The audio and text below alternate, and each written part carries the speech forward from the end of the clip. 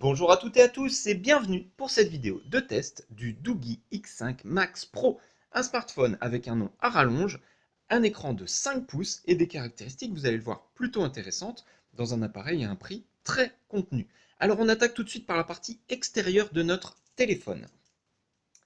On va prendre les dimensions. Donc vous voyez que les bordures ici sont légèrement arrondies en haut et en bas. Donc on va prendre simplement sur la partie la plus large. Et on est sur une dimension de 143 mm. Même chose dans l'autre sens. Donc ici, on est sur du 73 mm de largeur. En termes d'épaisseur, vous voyez, c'est un modèle qui est très épais, avec une épaisseur de 11 mm. 11 mm pour un smartphone actuel, c'est quand même très très épais. Et d'ailleurs, le téléphone, on le sent, est très lourd en main. Sur la balance, il affiche quand même un poids de 191 grammes. Oui, oui, 191 grammes pour un 5 pouces, c'est important.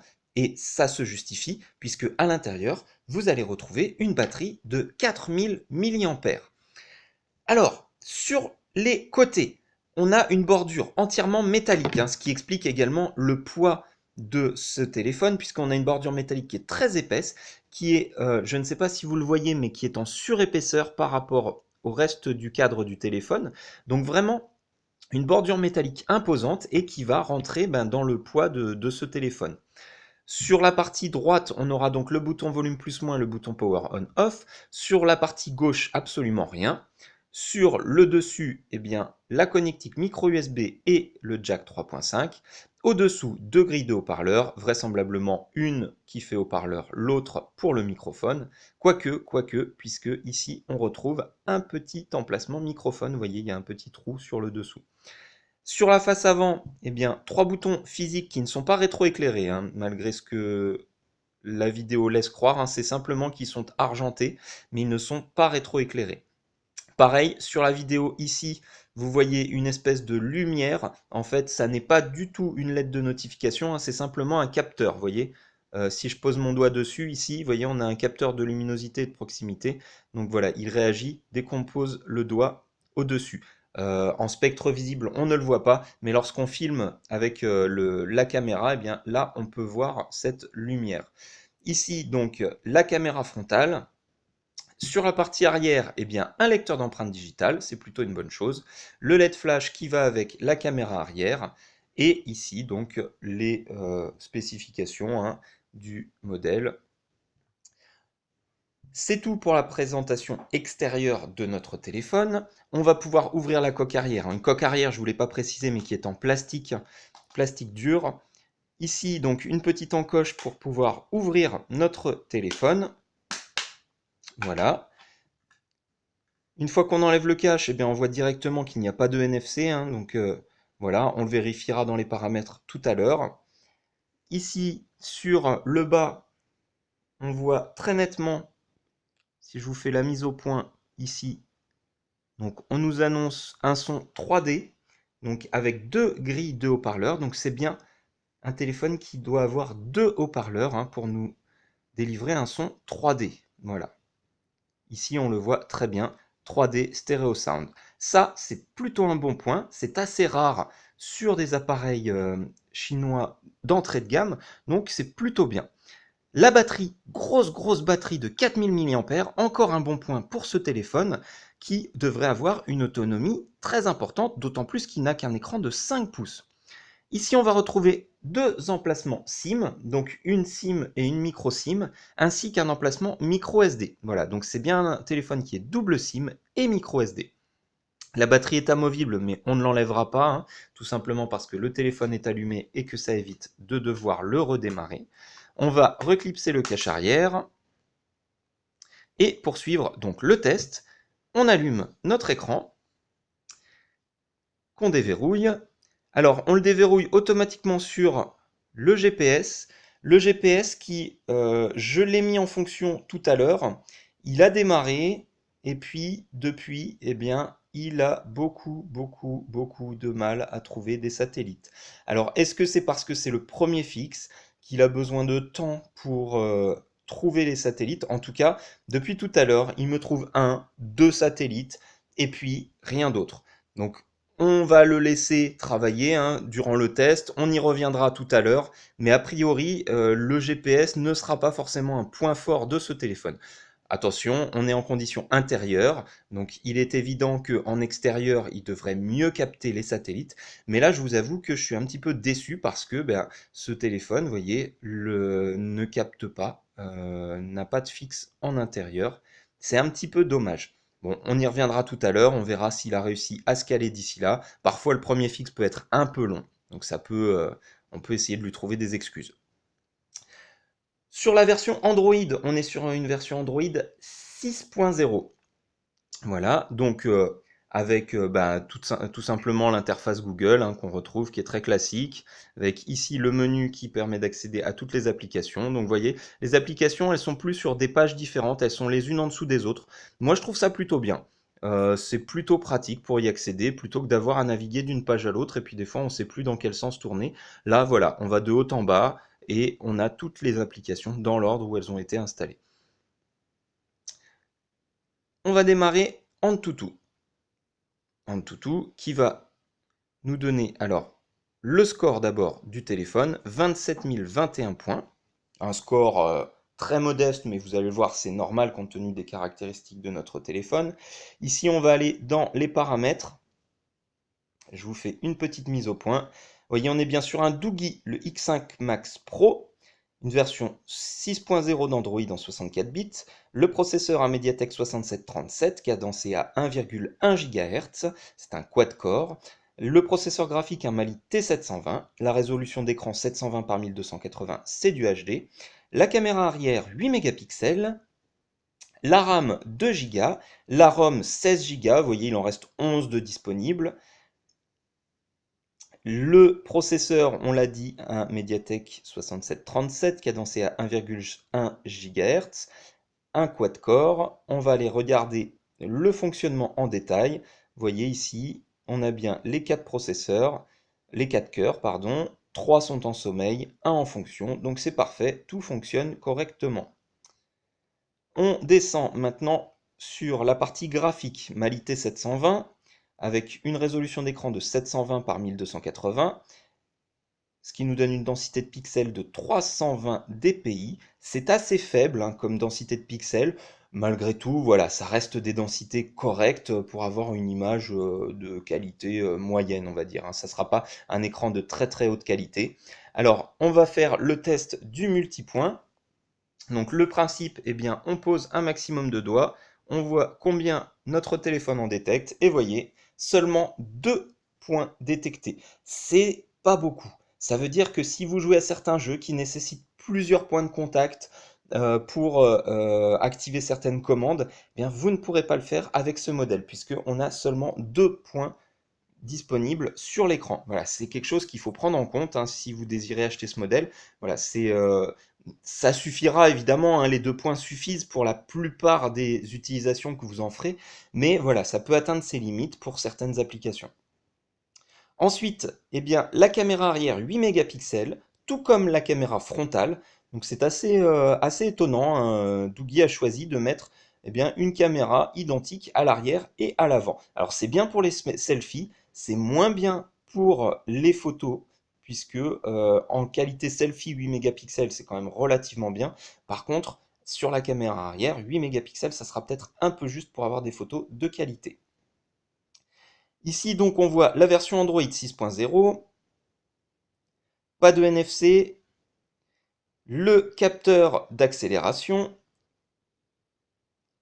ensuite le gyroscope, le capteur de luminosité, le capteur de champ magnétique, le capteur d'orientation, le capteur de proximité, et c'est tout. C'est plutôt pas mal au niveau des capteurs, hein, il est relativement bien doté.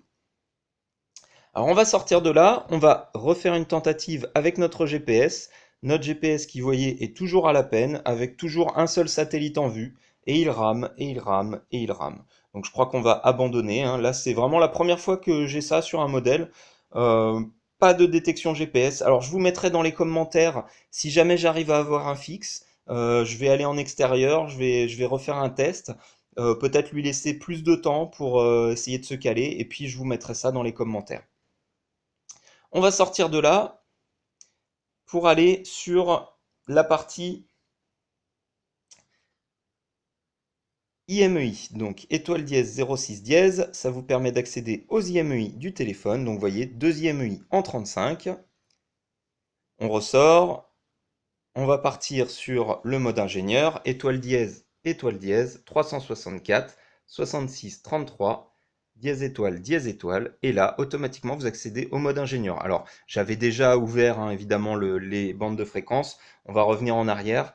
Donc, je suis bien sur la SIM 1 qui est 2G, 3G, donc vous voyez, hein, on a tout, hein, 850, 900, 1900, 2000. La 4G B1, B3, B7, B8, B20. Voilà, donc on a tout ce qu'il faut, c'est parfait. Full 4G pour la France. On va aller sur la SIM 2, voir ce qu'on a comme fréquence. Ici, vous voyez, la SIM 2, elle est uniquement 2G. C'est important à prendre en considération, hein. Ça n'est pas un téléphone qui est double 4G. Seulement, une SIM permet d'obtenir la 4G, c'est la SIM 1, et une SIM permet d'obtenir la 2G uniquement. Après, eh bien, on va aller sur Epic Citadel, tout simplement pour voir un petit peu la qualité sonore et graphique de cet appareil.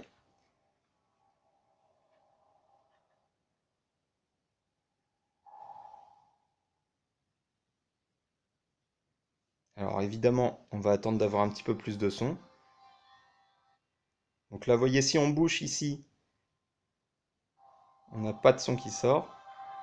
Là, en revanche, si on bouge, on a quand même le son. Vous voyez, je refais l'expérience. Ici, je bouge, j'ai le son qui sort.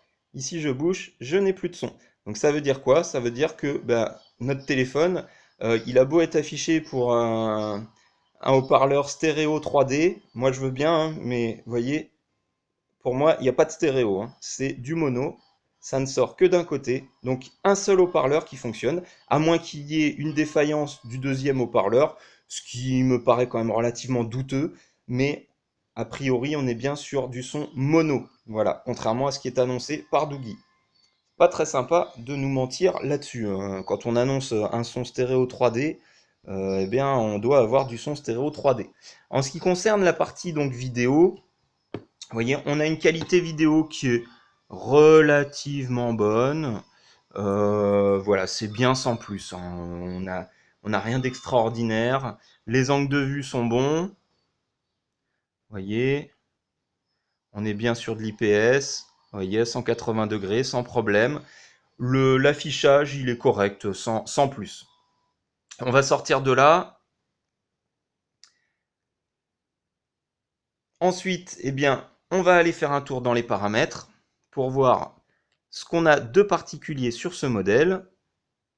Alors, voyez, en termes de réglage, particularité donc qui est liée à Android 6.0, le Turbo Download, c'est quoi? Tout simplement, eh bien, vous avez la possibilité de télécharger à la fois grâce au Wi-Fi et en même temps sur le réseau GSM.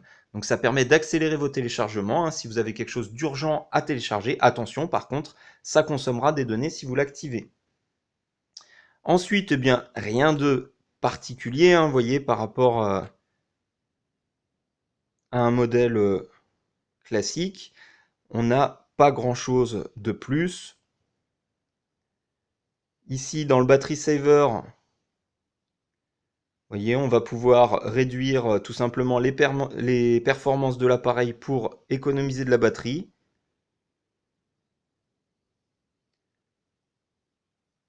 On va retrouver des Smart Gestures. Alors,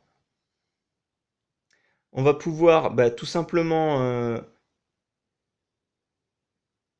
utiliser donc les mouvements pour pouvoir gérer par exemple le défilement des photos comme ceci. Vous voyez, vous faites défiler les photos comme ça.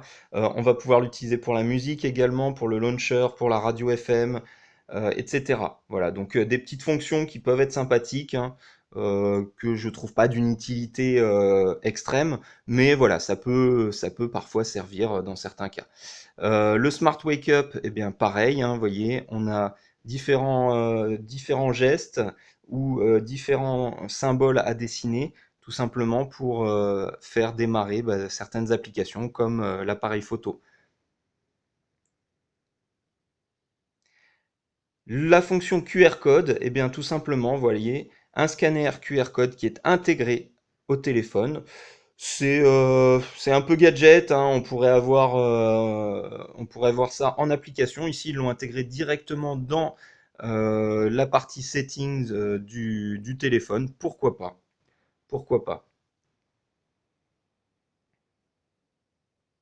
Ensuite, eh bien, le fingerprint. Donc, je vais pas vous faire le test. En principe, hein, tous les fingerprints fonctionnent très très bien. Et puis, voilà, c'est à peu près tout en termes de paramètres particuliers, hein, de fonctions particulières de ce téléphone. On retrouve toutes les fonctions classiques, hein, de Android 6.0, vous voyez, avec les menus déroulants, hein, dont vous commencez à avoir l'habitude si vous utilisez Android. Donc c'est plutôt pratique. On va aller sur la partie caméra. Alors, les photos. Je vais vous prendre une première photo. Je vous la montrerai après, hein. Je vais vous prendre une photo du petit personnage qui est ici. Alors, photo donc avec flash. Une deuxième photo sans flash.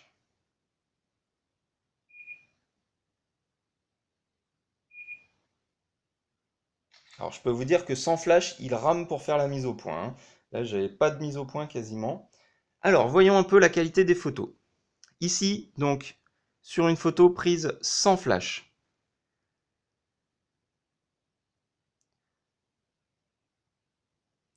On a une photo qui est assez floue, avec une image très granulée. Vous voyez, donc c'est pas terrible, hein, pour la partie photo sans flash en intérieur, évidemment, hein, avec des conditions de luminosité quand même assez faibles. On va regarder ce que ça donne sur la partie photo avec flash. Donc là, on zoome. Et là, on se rend compte que bon, on a une qualité, voilà, à peine correcte, hein, juste correcte. Pareil, c'est une image qui est très granulée. Alors malheureusement, là, vous avez une qualité d'affichage qui n'est pas très très bonne sur la vidéo, mais voilà, il va falloir me croire sur parole. On a une qualité photo qui est voilà sans plus. Je pense qu'elle sera correcte en extérieur. Par contre, en intérieur, voilà, ça sera vraiment juste. Alors, on peut sortir de là. Voilà pour les fonctions essentielles, hein, de cet appareil. On l'a vu, un appareil donc avec un petit processeur quad-core cadencé à 1,1 GHz qui suffira malgré tout, hein, à animer ce téléphone, puisque avec 2 Go de RAM et puis un écran 5 pouces, eh bien, on est sur des caractéristiques plutôt correctes, hein. Donc voilà, c'est un appareil qui devrait pouvoir faire tourner la plupart des applications sans trop de problèmes. Il est sous Android 6.0, c'est plutôt bien. Il a une grosse batterie de 4000 mAh, ça c'est très très bien. Il a 16 Go de ROM, pardon. Euh, il a le fingerprint aussi, hein, le capteur d'empreinte digitale. Ça c'est encore un point positif. Il est 4G, full 4G. Par contre, côté bémol, alors on n'a pas de lettre de notification, hein. Encore une fois, ici, ce que vous voyez, ça n'est pas la lettre de notification. Vous voyez, c'est le capteur de luminosité et de proximité. Donc pas de lettre de notification, pas de bouton rétroéclairé, un téléphone qui est très épais. Alors ça plaira à certains, ça ne plaira moins à d'autres peut-être, hein. Ça c'est vraiment au choix de chacun. Ensuite, eh bien, la qualité photo, elle, est un peu juste, hein, avec un capteur de seulement 8 mégapixels. On est vraiment sur une qualité photo qui, pour moi, est trop juste. Et puis, grosse déception, le GPS. Le GPS qui, vous voyez, ne fonctionne pas. Alors, on va retester une dernière fois, hein, quand même. On va lui laisser une chance avant de terminer cette vidéo. Donc, vous voyez, on le redémarre, il repart à zéro. aucun satellite visible, et voyez, il rame, il rame, il rame. Donc vraiment, je pense qu'il devrait arriver à une détection, mais qu'il lui faut très longtemps. Et en extérieur, ça devrait fonctionner mieux. On n'a toujours pas eu de premier fixe hein, sur ce téléphone, encore une fois. Donc là, à chaque fois que je redémarre le GPS, en fait, c'est comme s'il se recalait pour un premier fixe. Donc voilà, il faut être un petit peu indulgent. Malgré tout, ben, ça ne sera pas un point fort de ce téléphone. Voilà, j'espère que cette vidéo vous aura été utile et agréable. Comme toujours, n'hésitez pas à commenter, à liker et à partager la vidéo, ainsi qu'à vous abonner à ma chaîne pour suivre mes prochaines présentations. Quant à moi, je vous donne rendez-vous très prochainement pour un prochain test. Merci à tous et à bientôt. Au revoir.